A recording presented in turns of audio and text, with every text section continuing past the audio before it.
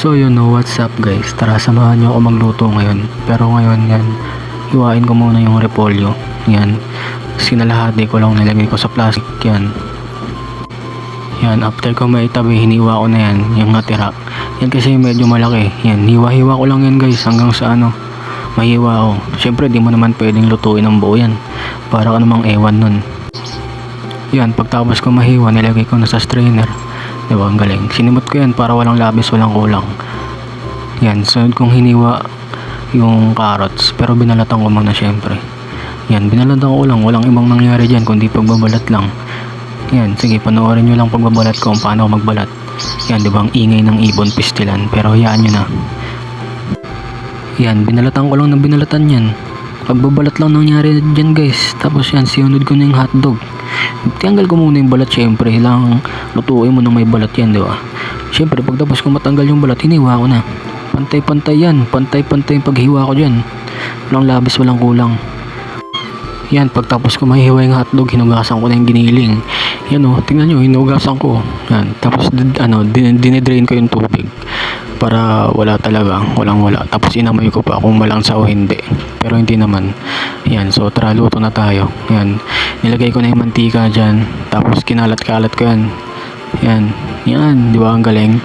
Para yung paligid ng kaldero may mantika. Tapos yan, nilagay ko na yung bawang. Niwa-hiwa ko pa dyan, tapos hinalo-halo. Wala, puro paghalo lang nangyari dyan. Tapos nilagay ko na yung sibuyas. Hinalo-halo lang din, tapos biniak-biak ko para maghiwa-hiwalay sila. Tapos yan, halo-halo lang, di ba? Ganun lang magluto guys, halo-halo lang. Yan, tapos pag after ko mahalo, sinunod ko na yung giniling. Di ba? Ang galing.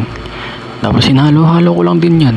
Puro paghalo lang talaga nangyari dyan guys eh. Walang ibang nangyari dyan, puro halo lang. Kasi kung di mo haluin yan, didikit yan sa ginagamit nating lutuan. Tapos yan, after ko mahalo, sinunod ko na yung pasta na pang sopas. Yan, tapos sinalo-halo ko lang din, diba? Kaya yan, puro halo lang yan eh. Halo-halo lang yan eh. Puro halo ako, diba? Tapos yan, diba may tubig na. Kasi nilagyan ko na yan. Tapos after ko malagyan ng tubig dyan, sinunod ko na yung mga gulay. Yan. Siyempre pinakulo ko muna bago ko ilagay yung mga gulay, diba? Yan. Nilagay ko na, tapos halo-halo lang. Tapos yan, tapos ko mahalo, halo ulit, diba? Yan, halo-halo lang yan. Yan, tapos dyan, nilagay ko na yung gatas. Yan, inubos ko yan guys, wala akong tinira. Diba, nabubulol pa ako. Yan, inubos ko yan, wala akong tinira dyan, diba? Yan o, sarap nyan. Ngayon lang ako nagluto ng sopas, pero palagay ko masarap naman. Tikman natin mamaya. Tapos yan, nilagay ko na yung chicks. Yan o, diba? Tinanggal ko yung balat. Siyempre, kailangan isama mo yun sa pagluluto mo. Ayan, tapos tinunaw ko sa dyan hanggang sa matunaw siya.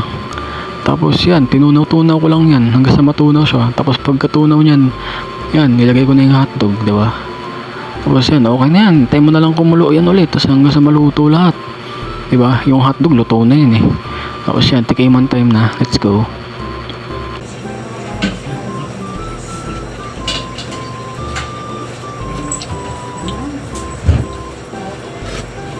Sarap men.